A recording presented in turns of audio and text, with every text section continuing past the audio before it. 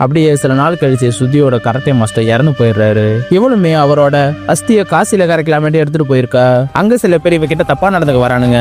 ஆனா இவளுமே தான் கராத்தேல black belt வாங்கியிருப்பாளே, அவங்க எல்லாருமே செமையா அடிச்சு துரத்தி விட்டுறா.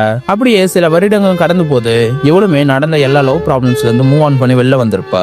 அப்படியே அடிக்கிற மனையில ஃப்ரெண்டு கூட வண்டியில போகும்போது இங்க சஞ்சய்ன்ற ஒரு ரைட்டரை பாக்குறா. ரெண்டு பேருமே ஒரு ரைட்டர்ன்றதுனால ஒருத்தர் மாதிரி ஒருத்தவங்க பாத்துக்கிறாங்க. இவளுமே சஞ்சய் எழுதின புக்கெல்லாம் ஃப்ரெண்டு கிட்ட கேட்டு தெரிஞ்சுக்கின்னு படிக்க ஆரம்பிக்கிறா. அவருமே அவரோட ரைட்டிங்ல பெண்களை உயர்த்தி பேசுற மாதிரி தான் எழுதியிருப்பாரு.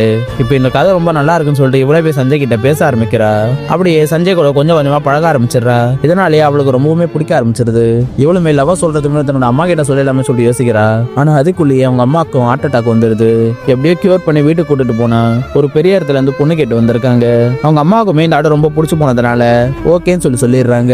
அவங்க அம்மாவுக்குமே ஹார்ட் அட்டாக் வந்ததுனால அதிர்ச்சியான விஷயம் எதுவும் சொல்லாதீங்கன்னு சொல்லியிருப்பாங்க. அதனாலே லவ் மாட்டர் அவங்க கிட்ட சொல்லாமலே மறைச்சிருவா.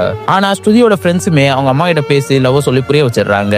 ஸ்ருதியோட அம்மாவுமே சஞ்சயை வீட்டுக்கே கூட்டு பேசுறாங்க. அப்பதான் அவர் உண்மையா சொல்றான், உங்க பொண்ணை நான் இந்த 1 வருஷமா லவ் பண்ணல, நான் 8 வருஷமா உங்க பொண்ணை லவ் பண்ணிட்டு இருக்கேன் அப்படின்னு சொல்றான். ஸ்ருதி அம்மா கிட்டே ஒரு லெட்டர் கொடுத்து ஸ்ருதியோட கொடுக்க சொல்லி கொடுத்துட்டு போறான். அவனுமே ஆக்சுவலா ஸ்ருதி கராத்தே கிளாஸ்ல இருக்கும்போது இவன் அந்த கராத்தே கிளாஸுக்கு வந்திருப்பா. அதுவும் இல்லாம அவ பஸ் ஸ்டாண்ட்ல தனியா உட்காந்துட்டு இருக்கும்போது அவகிட்ட வந்து பேச வந்திருப்பான். அப்பவுமே வருண் வந்து கார்ல கூட்டிட்டு போயிடுறான். அதுக்கப்புறம் உனக்கு வருங்க பிரேக்கப் ஆன விஷயம் கூட எனக்கு தெரியும். உன்னை லவ் பண்ணுன்றதுக்காகவே என்னோட தகுதியை நான் உயர்த்திக்கணும்னு நினைச்சேன். அதனாலேயே எனக்கு கிடைச்ச வேலையெல்லாம் செய்ய ஆரம்பிச்சேன். அப்படியே ஒரு புக்கியமே எழுதுனேன் அப்படின்னு சொல்றான். 8 வருஷமா உயிருக்கு உயிரா உன்னை நான் லவ் பண்றேன், எனக்கு கல்யாணம் பண்ணிக்கிறேன் சொல்லிட்டு கேட்டிருப்பான். சஞ்சயுமே அவங்களோட வீட்டுக்கே வரா. அதனால சுத்தியுமே பார்த்து அவளை போய் அக் பண்ணிக்கிறா. எப்படியோ 2 பேருமே சந்தோஷமா ஒண்ணு சேர்ந்துடுறாங்க.